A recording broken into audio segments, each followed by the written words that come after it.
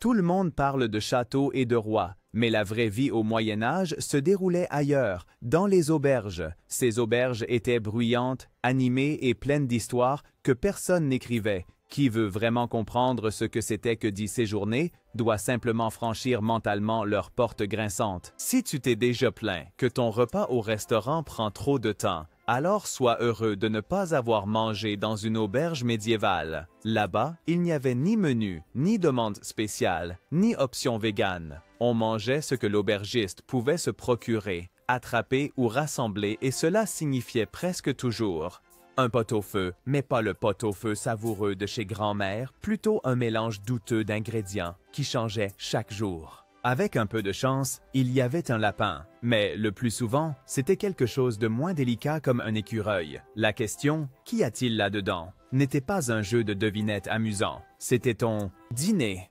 Certains invités plaisantaient à même en disant qu'on perdait l'appétit dès qu'on demandait la viande. Le tout était servi dans un bol en bois, accompagné d'un morceau de pain. Mais ce n'était pas non plus un pain moelleux de boulangerie comme aujourd'hui, mais un pain dur, coriace, bloc, appelé tranché, qui ressemblait plus à une assiette qu'à un aliment. Ces assiettes de pain absorbaient la graisse et le bouillon du ragoût jusqu'à ce qu'elles soient assez molles pour être mangées, à condition de ne pas être déjà rassasiées après le plat principal. Si ce n'était pas le cas, ces restes dégoulinants étaient soit donnés aux nécessiteux, soit servis aux animaux. Cependant, ce qui ne manquait jamais, la bière. Plus précisément, l'âle, une boisson forte et non filtrée qui coulait à flot dans les auberges médiévales. En fait, de nombreux aubergistes étaient légalement tenus d'avoir du pain et de l'âle en permanence. Pas seulement pour leurs invités, mais comme un service public. En Angleterre, une loi du 13e siècle exigeait que les auberges situées le long des routes importantes aient des provisions de nourriture et de boissons.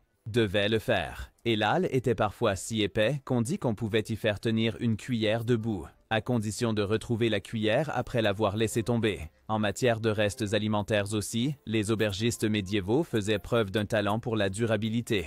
La bouillie de céréales du matin pouvait finir dans le ragoût du soir. Ce qui était cuisiné le lundi réapparaissait simplement le mardi. On n'appelait pas ça une intoxication alimentaire, mais de l'économie. La marmite était un cycle sans fin, jamais totalement vide, toujours rempli à nouveau. Certains marchands itinérants affirmaient même que, dans certaines auberges célèbres, des ragoûts mijotaient depuis des années, sans interruption. Ceux qui pouvaient se permettre une auberge plus chère avaient peut-être la chance d'obtenir un meilleur repas, un morceau de fromage qui n'était pas encore vert ou de la viande dont on savait au moins de quel animal elle provenait. Le poisson frais était un véritable luxe, généralement disponible seulement là où il y avait un fleuve ou la mer à proximité, bien que « frais » était interprété assez généreusement à l'époque. Après s'être rempli l'estomac avec un bouillon douteux, une nouvelle question se posait. Où et comment dort-on dans une telle auberge? Aujourd'hui, quand on pense aux hôtels, on imagine des chambres individuelles verrouillables, des draps de lit frais et des panneaux « Ne pas déranger ». Tout cela n'était au Moyen Âge qu'un vœu pieux. L'idée d'une chambre privée était totalement étrangère pour la plupart des voyageurs. À la place, on était confronté à une forme très précoce de convivialité, qu'on le veuille ou non. Les invités ordinaires passaient la nuit dans des dortoirs communs, bien que « chambre » soit presque déjà trop dire.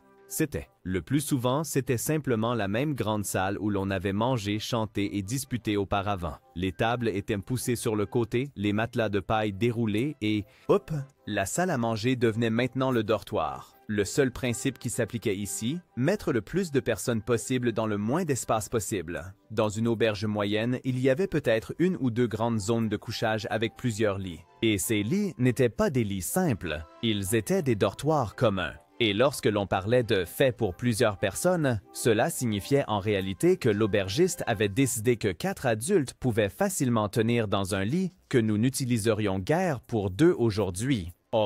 Un aubergiste médiéval aurait probablement eu une devise comme « Pour les pièces, il y a toujours de la place ». Les lits eux-mêmes étaient simples, des constructions en bois avec un réseau de cordes tendues sur lesquelles reposaient des matelas remplis de paille, de foin ou, dans les meilleures maisons, de laine. Des draps, s'il y en avait, ils n'étaient que rarement frais, et ce qui servait d'oreiller était souvent juste un petit sac rempli de foin ou de morceaux de tissu. Des colocataires indésirables comme les punaises de lit, les puces et les poux étaient si répandus que personne ne se plaignait vraiment. Ils faisaient tout simplement partie du quotidien, tout comme le chat le matin suivant ou les rats dans le poutre. Dans les archives des administrations municipales anglaises du 14e siècle, on trouve même des lois obligeant les hôteliers à changer le linge de lit au moins tous les 3 mois. Cela seul en dit déjà long sur les conditions d'hygiène. Cependant, le plus grand défi lors de la nuitée n'était pas la saleté, c'était le manque total d'intimité. Les lits étaient partagés avec des étrangers, des marchands, pèlerins, paysans, ivrognes, parfois tout à la fois. Tu ne connaissais peut-être pas le nom de ton voisin de lit, mais après une nuit, tu connaissais son rythme de ronflement par cœur. Seuls les voyageurs riches, comme les commerçants aisés ou les nobles, pouvaient se permettre une chambre séparée. Ces chambres avaient un lit à part, mais coûtaient une petite fortune. Et, même alors, les murs étaient fins, les portes ne pouvaient pas être fermées à clé, et même là, on était rarement seul. Les souris, après tout, n'avaient pas peur de la richesse. Une coutume étrange pour les yeux modernes était la position du serviteur. Les invités fortunés faisaient dormir leurs domestiques au pied de leur lit, soit par manque de place, soit pour protection. Certains nobles faisaient dormir leurs gardes personnels directement devant la porte, pour éloigner les intrus ou au moins les pires odeurs. Les voyageurs prudents apportaient donc leur propre rouleau de lit avec eux. Quasi un sac de couchage médiéval. On pouvait ainsi se protéger au moins contre les pires taches, le matelas humide et les insectes sautillants. Aussi désagréables que ces conditions de sommeil puissent paraître aujourd'hui, elles avaient aussi une fonction sociale. Dans ces dortoirs surpeuplés, des nouvelles étaient échangées, des affaires étaient faites et des amitiés fermées. Pour certains, la cohue était même une occasion bienvenue de sociabilité. Et quand tout le monde s'était lentement couché, coincés comme des harengs dans un tonneau, et que le ronflement collectif commençait, alors l'auberge devenait lentement calme, ou pas, car une fois la dernière bougie éteinte, la véritable folie commençait souvent. Au Moyen Âge, la tombée de la nuit ne signifiait pas repos et détente, mais le début des véritables divertissements. La lueur des feux et les voix des clients éméchés transformaient l'auberge en une sorte de cabaret médiéval. Rustique, sale, bruyant et vivant. Le point central du programme, boire, et en quantité que nous pouvons à peine imaginer aujourd'hui. La bière, plus précisément, l'âle, n'était pas une boisson fraîche et pétillante comme aujourd'hui, mais une chaude, quelque chose de visqueux et légèrement fermenté qui rappelait plutôt du pain liquide. Et cela était consommé quotidiennement en quantité étonnante. Des rapports écrits de l'époque montrent l'homme moyen au Moyen Âge buvait jusqu'à 4 litres d'âle par jour. Pas seulement pour faire la fête, mais parce que l'eau était souvent trop incertaine. L'âle était chauffée lors du brassage, ce qui tuait beaucoup de germes. Elle était donc littéralement plus saine que l'eau. Eau de puits. Donc, si l'aubergiste te resservait, il ne le faisait pas seulement par esprit commercial, c'était presque de la prévention sanitaire. En plus de, au-delà de la boisson, il y avait une autre passion répandue, les jeux de dés, faciles à jouer et encore plus rapides à manipuler. Certaines soirées conviviales dégénéraient en querelles musclées après quelques tours si quelqu'un avait le sentiment d'avoir été trompé. La frontière entre jeu amical et inimitié était mince, surtout après la 3e chope. Le chant faisait aussi partie intégrante du divertissement du soir. Et ici, il ne s'agissait pas de chansons raffinées pour les oreilles de cour, mais de chants de beuverie grossiers, bruyants, avec des couplets interminables. Des histoires de héros courageux, d'amour inaccessible ou de batailles légendaires étaient narrées sur un ton toujours plus faux et avec un rythme toujours plus enthousiaste. Après 10 couplets, même le chat de l'aubergiste chantait mieux que les invités. Certaines auberges attiraient même des artistes itinérants, des ménestrels, des conteurs, des jongleurs ou musiciens. Ceux-ci se produisaient contre un repas chaud, quelques bières et peut-être un meilleur endroit pour dormir. Avec leurs histoires et représentations, ils apportaient des nouvelles de villages lointains. L'auberge servait donc non seulement de scène, mais aussi de canal d'information. Les bagarres d'auberge étaient aussi normales que l'âle. On pourrait presque penser qu'elles faisaient partie du programme de la soirée après la 3e chope, combat de poing lors de bas cheminée. Pour de telles occasions, l'aubergiste gardait généralement un solide bâton derrière le comptoir, non pas pour trinquer, mais pour ramener le calme. Pour assurer, mais ce qui était le plus recherché, c'était les potins. À une époque sans journaux, radio ou Internet, l'auberge était l'endroit où les informations se diffusaient. Quiconque était assis le soir à la taverne apprenait ce qui se passait dans le monde, ou du moins dans la ville voisine. Rumeurs, drames amoureux, fluctuations des prix sur le marché, tout était échangé entre les chopes de bière. Quand finalement l'horloge de la ville sonnait l'heure de fermeture, les invités se traînaient lentement vers leur lieu de sommeil. ou se contentaient de retourner à leur banc. Les voyageurs plus astucieux avaient déjà sécurisé une place convenable. Les plus lents devaient accepter de se retrouver juste à côté du chanteur le plus retentissant de la nuit et de sentir son souffle de très près. Les règles, am Mittelalter waren sie weniger formell. Ou des horaires de silence à partir de 22 heures clairement indiqués. Les règles médiévales fonctionnaient selon un autre principe. C'étaient des recommandations appuyées par des bâtons. La première règle, paie-t-on dû ou paie d'une autre manière. Les aubergistes n'étaient pas des bienfaiteurs. Celui qui ne pouvait pas régler sa note devait trouver un moyen. Dans le sens le plus littéral, des documents de l'Angleterre du XIIIe siècle montrent que les invités qui ne pouvaient pas payer se voyaient rapidement confisquer leur cheval, leur manteau ou même leur épée, comme garantie ou directement comme paiement, et ceux qui n'avaient rien devaient travailler avec ce qu'ils avaient encore, avec ses mains. Cela signifiait nettoyer les écuries, couper du bois de chauffage, vider les pots de chambre. Définitivement pas une amélioration par rapport à un endroit pour dormir déjà peu enviable. Deuxièmement, pas de combat à l'épée dans les espaces clos. Cela semble évident, mais c'était apparemment un problème fréquent. Problème tellement fréquent que des villes comme Londres en l'an 1273 imposaient des peines spéciales pour cela. Introduisirent 20 shillings d'amende si quelqu'un dégainait son épée à l'auberge, une somme considérable quand on pense qu'une nuitée coûtait souvent seulement un penny. Les petits couteaux étaient en revanche autorisés car ils étaient considérés comme des ustensiles de cuisine. Et si quelqu'un blessait quelqu'un d'autre en coupant le rôti par accident ou l'inverse, il était de toute façon difficile de le prouver en cas de doute. La troisième règle après l'heure de fermeture. Fin. Dans la plupart des villes, il y avait un signal de cloche le soir, généralement à 21 heures en hiver, 22 heures en été. Ensuite, les portes devaient être fermées et le silence maintenu. Dans la théorie, en pratique, ces règlements étaient surtout applicables aux petites auberges à l'intérieur des murs de la ville. Les grandes auberges le long des grandes routes, en particulier celles avec des clients fortunés ou influents, rarement respectées. Si un juge local ou un chevalier de passage restait pour boire, on fermait volontiers les yeux sur le repos nocturne. Quatrièmement, ne vole pas les autres invités. Une règle qui semble si fondamentale qu'on pourrait penser qu'elle va de soi, mais ce n'était pas le cas. Dans les auberges médiévales, le vol était monnaie courante, ou plutôt courant la nuit. Certains aubergistes précisaient par précaution qu'ils n'assumeraient aucune responsabilité pour les objets de valeur volés. D'autres offraient bien sûr, moyennant un supplément, des coffres verrouillables ou des chambres pour le stockage. Les voyageurs expérimentés savaient se débrouiller. Ils attachaient leur bourse autour du cou la nuit ou la cachaient sous l'oreiller. La confiance n'était pas une monnaie courante, même pas en dormant. Cinquièmement, et particulièrement important dans les siècles ravagés par la peste, n'apporte pas de maladie. Pendant ces périodes, que ce soit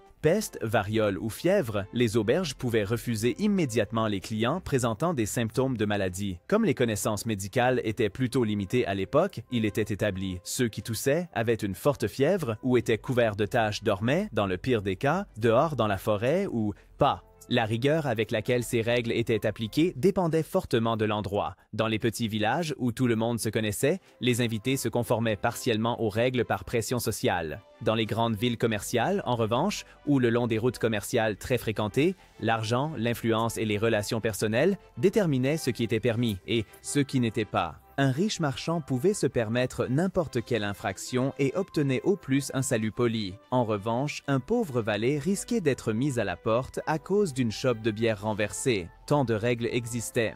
Il ne faisait pas des auberges médiévales des endroits sûrs. Au contraire, ceux qui y passaient la nuit avaient intérêt à garder les yeux ouverts. Pas seulement sur la route, mais aussi sous le toit. Beaucoup de voyageurs ont dû constater que le véritable vol commençait souvent non pas à l'extérieur avec les bandits, mais directement à l'intérieur avec le dîner, dans le dortoir ou avec la dernière bière. Les auberges étaient réputées pour le fait qu'on y arrivait avec une bourse pleine et qu'on repartait avec une vide. Dans toute l'Europe, certaines auberges se faisaient un nom, mais pas à cause de leur hospitalité, plutôt pour leur proximité avec le crime. Certains aubergistes travaillaient même directement avec des voleurs. Ensemble, l'accord était simple. L'aubergiste observait ceux qui étaient bien habillés, riches ou imprudents et transmettait ces informations. En échange, il recevait une partie du butin. Il pouvait donc arriver que l'homme qui te servait encore le ragoût s'assurait en même temps que tu te fasses dépouiller pendant la nuit. Les méthodes des voleurs étaient souvent étonnamment raffinées. Certains espionnaient à travers des fentes ou des trous percés entre les chambres pour voir où l'argent était caché.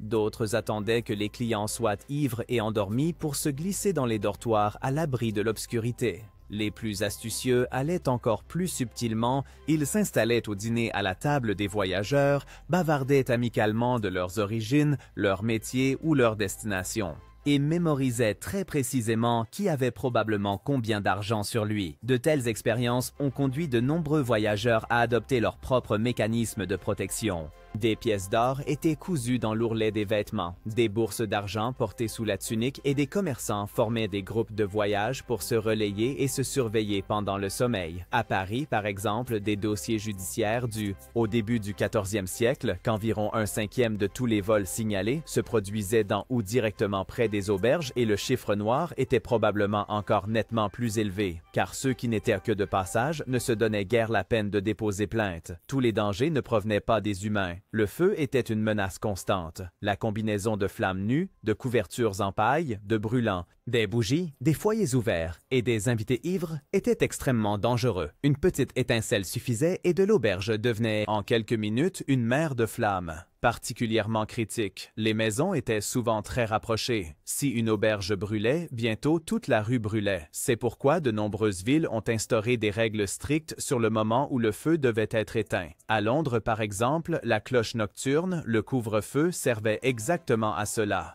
But how consistently people adhered to it was, as so often, a matter of luck. L'intoxication alimentaire était un autre compagnon constant. Sans réfrigération et avec une hygiène douteuse, il suffisait d'un morceau de viande mal cuit pour gâcher complètement le voyage. Les infirmeries monastiques situées près des routes rapportent régulièrement des cas de diarrhée parmi les voyageurs, une manière polie de dire « ils ont vomi leur vie ».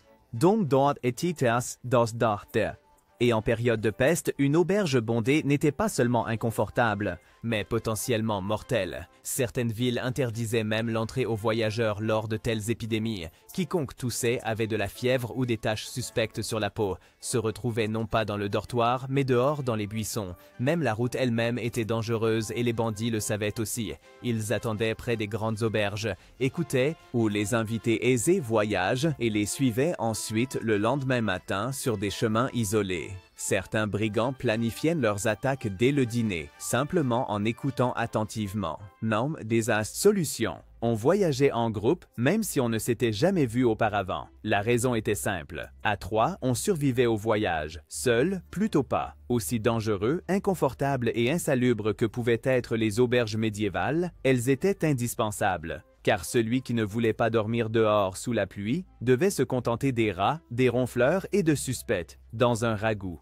Arrangé. Et c'est précisément pour cette raison que les voyageurs ont développé avec le temps un sens aigu de l'endroit où il valait mieux faire une halte ou au contraire continuer sa route. Mais pourquoi tant de gens s'attachaient-ils malgré tout à ces auberges? La réponse est simple. Les auberges offraient plus qu'un simple toit. Ils étaient les centres de communication de leur époque. Dans un monde sans téléphone, Internet ni service postal généralisé, l'auberge était le nœud où se croisaient nouvelles, rumeurs, informations commerciales et histoires, rencontres et diffusion. Les commerçants apprenaient là-bas comment étaient les prix dans d'autres villes. Les paysans entendaient comment était le temps ailleurs. Un facteur crucial pour la planification des récoltes. Les artisans échangeaient techniques et outils. Ce que font aujourd'hui les réseaux sociaux, au Moyen Âge, une salle avec bancs en bois, tonneaux de bière et odeur de voyageurs le réalisait. Analogique. Échange d'informations avec potentiel de bagarre. Au fil du temps, ces réseaux chaotiques d'auberges ont même évolué vers des formes primitives de système postal. Dès la fin du 14e siècle, certaines régions avaient des auberges avec la mission explicite de transmettre des lettres à la prochaine auberge le long de la route commerciale. Les messagers y passaient la nuit, recevaient un cheval frais et un repas, et continuaient leur voyage le lendemain, dans les territoires allemands du 15e.